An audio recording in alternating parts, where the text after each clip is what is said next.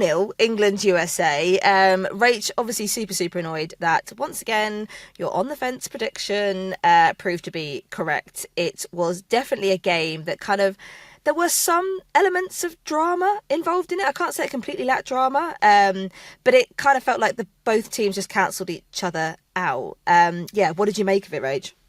Well, I thought USA were the better team, but I thought the way England defended was really impressive. And I know, just based on looking at social media, many people are desperate to see the negative in every performance. But this was so much better than the last window. You cannot deny that. I think defensively, England looked much more solid. And that's been a big worry for them over the last few windows. That's been one of the biggest things we're always talking about. So that was a huge positive. I do think Lauren Hemp was missing. Now, I thought Jess Naz was brilliant. I thought Jess Naz and Beth Mead were brilliant. Out of possession, England were really good. Both of them really defensively solid. I thought Beth Mead had a brilliant game.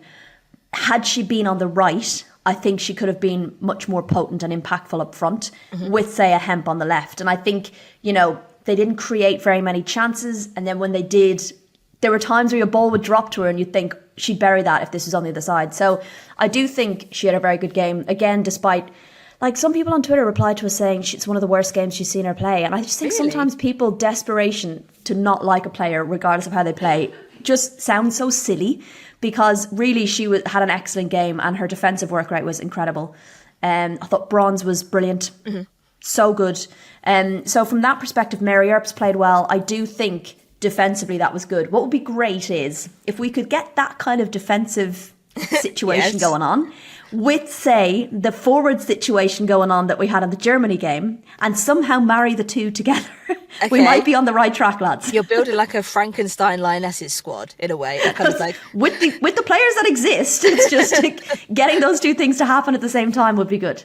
I think it's that. I think, it was definitely for me 100% a step up. It felt more solid. It felt more consistent. It didn't feel risky. And I felt like the last two games that Lioness had played, it felt risky. We'd kind of go forwards, expose ourselves, and then all of a sudden there'd be a counter attack. And it was like heart in mouth type stuff. And yes, very dramatic. And sometimes you do want that. But this felt almost a bit boring, but for the right reasons. That, there wasn't a lot of chances created, but it was because everyone was being so solid. I mean, when you look at the kind of stats when you were kind of going into this game, the USA were probably favourites, I'd say, given the kind of fan vibes outside. It was kind of, everyone went into it a little bit like, it's been a shaky couple of games for the Lionesses, and it doesn't feel like the right moment to for them to be playing one of the best teams in the world under one of the best managers in the world. But possession-wise, 46% to England, 54% to the UK, to the USA. You've got shots then only 4 to the Lionesses, which again, Rach, kind of speaks to your point about us not really having a lot of firepower up front. And then 11 to the USA. Shots on target, 1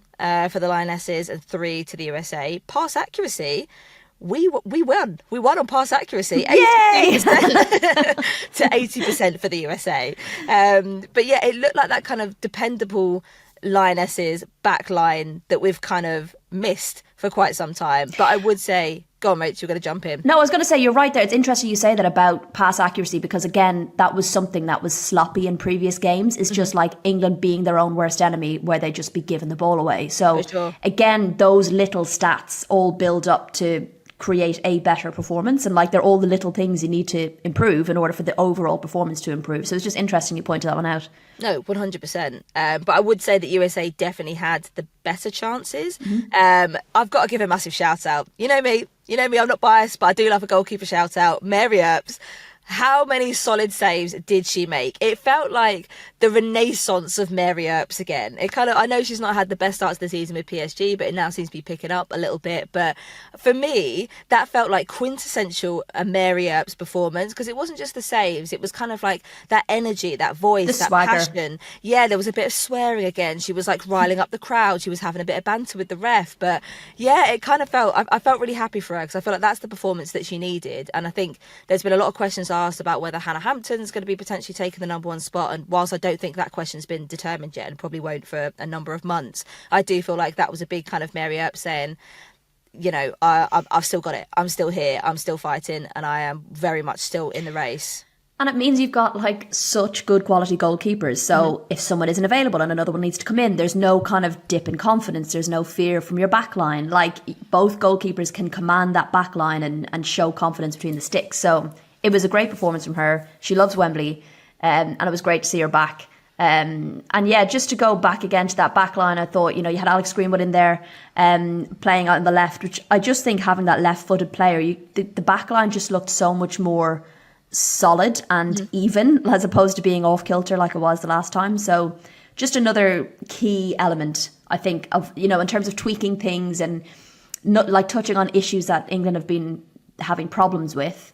They're just all little kind of tweaks and improvements, and you have to acknowledge the improvements. This is the thing, like I just find some of the commentary around it really interesting, because sometimes I wonder if I watched a different game. And I think everyone kind of expects so much from England all of the time that they're always disappointed. And I think these periods and these windows, as we've touched on before, are the times where things are going to be tried and not everything's going to work. But I also think in this situation, even if England had won 4-0, people still would have put an asterisk on it and said, yeah, but the USA were missing, triple espresso, so it doesn't count. So, I think we do have to acknowledge that they absolutely played better than the last window. Well, what do we think about the US setup? What do we think about how Hayes set up for this game? Because there was I was reading some kind of, and I hadn't even appreciated this at the time. I think it was 8 of the starting lineup were under the age of 25. But they still looked, incredible. Williams, Thompson, and Haran as well. I was super impressed with. There was a bicycle kick from Haran. Multiple attempts, yeah. Put the bike down, Lindsay. All right, it's not fucking working. But I rated the energy, and you've only got to have one of those come off, and all of a sudden you're the biggest hero since forever. So yeah, but what did you think of the US team? Kind of everything I expected from them.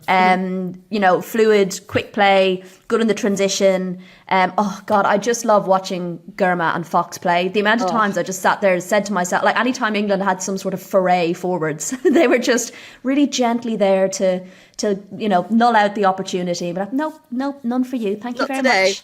Yeah, and they're wonderful footballers to watch. Again, Lindsay Horan, super impressed with her. Not that, I don't already know she's an incredible player, but it's just when you see those kind of performances in person up close, they're always pretty special. So a real Emma Hayes kind of squad. And I saw some people saying like, look at Emma Hayes giving all these young players chances, and look at Serena. Look at her not giving anyone a chance, which, how it was huge. You know how I feel about that narrative, but you also have to factor in that Serena Wiegmann has a Euros coming up in a matter of months, and Emma Hayes doesn't have a World Cup until 2027. So of course she's using these opportunities to test her youngsters and to have them tested against top teams. So it is a completely different kind of context around each of the teams and their preparations at the moment, which I do think is worth pointing out. But in terms of, the game may not have lived up to the hype. I still think it was a really interesting kind of chess match. Like neither team felt, well, particularly England, didn't feel like they were willing to risk too much. And I think after what happened with Germany, I can understand that. You can't take mad risks and go flying forward when you're against a team like the US. So, in terms of that, that was expected. But everything else around it, like all the kind of pomp and ceremony and the lead up to the game and the fireworks and the two coaches on the sideline and all that kind of stuff, definitely lived up to the hype. 100%. I think it was the drama around the game that kind of almost outdid the game itself in a way. But Rach, you mentioned there, obviously the teams are in completely different stages of their cycles and what they're preparing for, and kind of what they want to do with their teams in this kind of preparatory period. England obviously face Switzerland tonight at Bramall Lane, but we do have a nice question from Layla on X, and I really appreciate your support, Layla. If you were Sazzy Weeks, yep. It's gone viral.